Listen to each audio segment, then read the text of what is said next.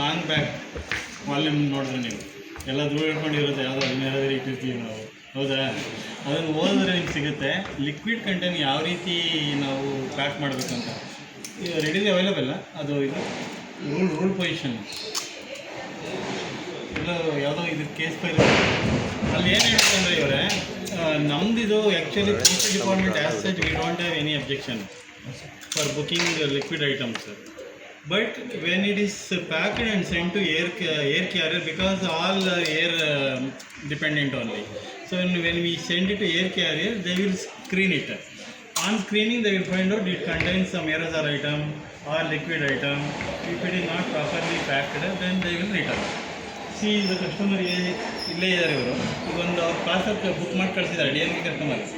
That content ಏನಿದೆ ಅದರಲ್ಲಿ air spray ಇದೆ. ಸೊ ಏರ್ ಸ್ಪ್ರೇ ಇದ್ದರೆ it is A kind of liquid only. So ಅದೆಷ್ಟು ನಾವು ಡೆಮಾನ್ಸ್ಟ್ರೇಟ್ ಮಾಡೋಕ್ಕೆ ಇದನ್ನೆಲ್ಲ ತಂದಿದ್ದೀವಿ.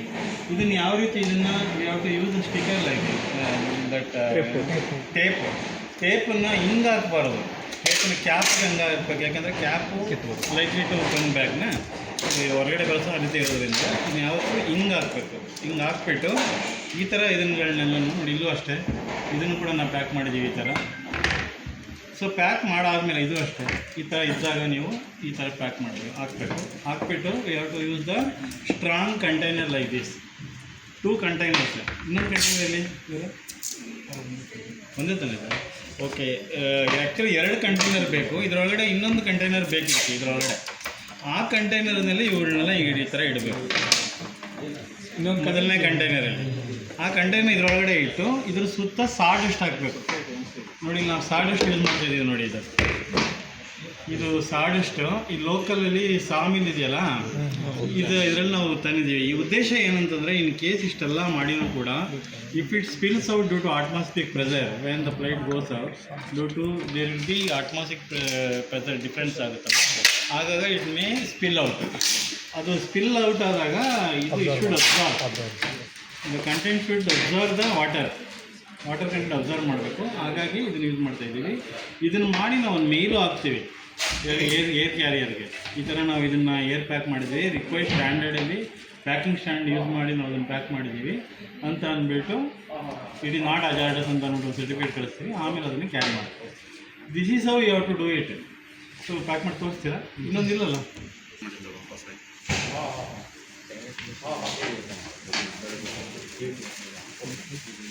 ನೀವು ಪ್ರಶಾಂತ ಹೇಳ್ತಿದ್ದೆ, ನೀವು ಹೇಳೋದಿದೆ ಮಾಡ್ತೀರಾ?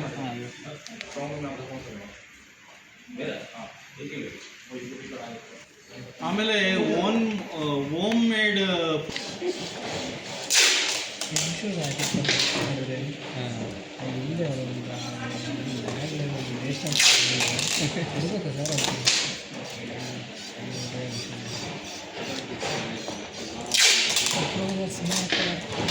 ಸರ್ ಇಲ್ಲಿ ತಗೋತಾರೆ ಸರ್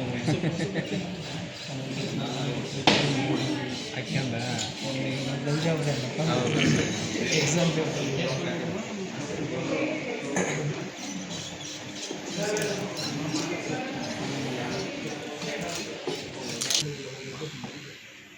ಪಾರ್ಸಲ್ ಪ್ಯಾಕಿಂಗ್ ಯೂನಿಟ್ ನಾವು ಏನೇನು ಆ್ಯಡ್ ಮಾಡಿದ್ದೀವಿ ಅಂದರೆ ತೋರಿಸ್ತಾ ಹೋಗುತ್ತೆ.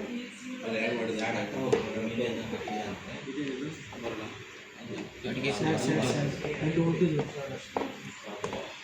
ದುಡ್ಡು ಬರುತ್ತಲ್ಲ ಸರ್.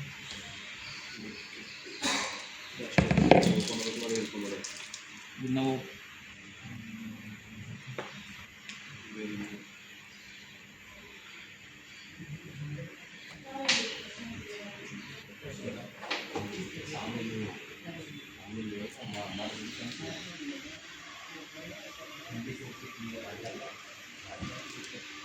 ಇದು ಹೀಟ್ ಅದು ಲೈಟ್ ವೇಟ್ ಬರುತ್ತೆ, ಆನ್ಲೈನ್ ಲೈಟ್ ಬರುತ್ತೆ.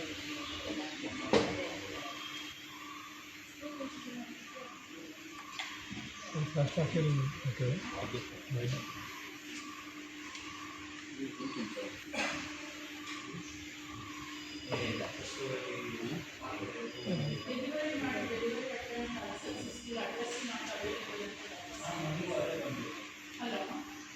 ವೇಟ್ ಜಾಸ್ತಿ ಖರ್ಚು ಮಾಡ್ತೀರಾ ನೀವು ನಿಮ್ಮ ಪಾರ್ಸಲ್ ಇಲ್ಲ ಲಿಕ್ವಿಡ್ ನೀವು ಕಳಿಸ್ಬೇಕಂದ್ರೆ ಇದೆಲ್ಲ ಮಾಡ್ಕೊತಾರೆ ರೇಟ್ ಜಾಸ್ತಿ ಆಯ್ತು ಕಡಿಮೆ ಆಯ್ತು ಬರೋದು.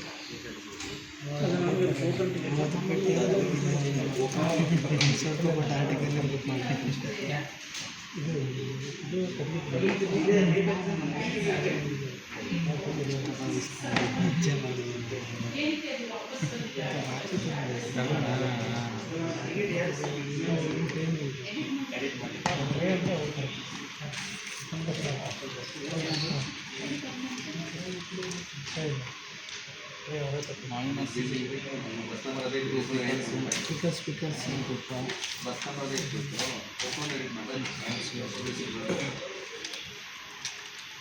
ಸ್ಪೀಕರ್ಸ್ ಆ್ಯಕ್ಚುಲಿ ಇದನ್ನ ಕಂಟೈನರ್ ತರಬೇಕು ಹೊಸ ಈ ಥರ ತಂದಿದ್ದಾರೆ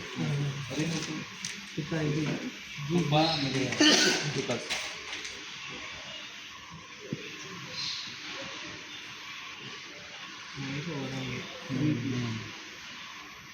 ಡಬಲ್ ಕವರ್ ಅದರೊಳಗೆ ಡಬ್ಬಲ್ ಕವರ್ ಇದೆ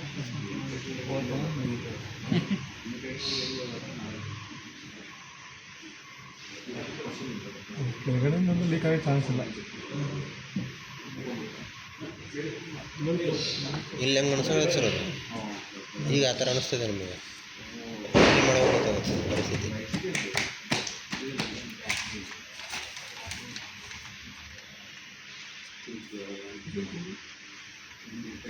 ಅದನ್ನು ಆಗ್ಬೇಕ್ರಿ ಗೀ ಪ್ಯಾಕೆಟ್ ಆದ್ರೆ ಆಗೋದು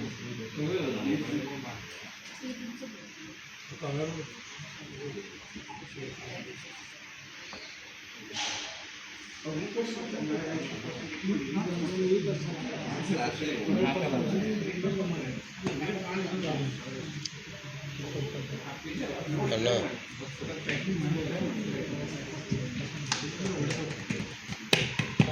ತೋರ್ಸಾಕತ್ತಾರ ಅವ್ರು ಮಾಡೋದು ಹೆಂಗಂತ ಕಳ್ಸಾಕತ್ತಿಲ್ಲ.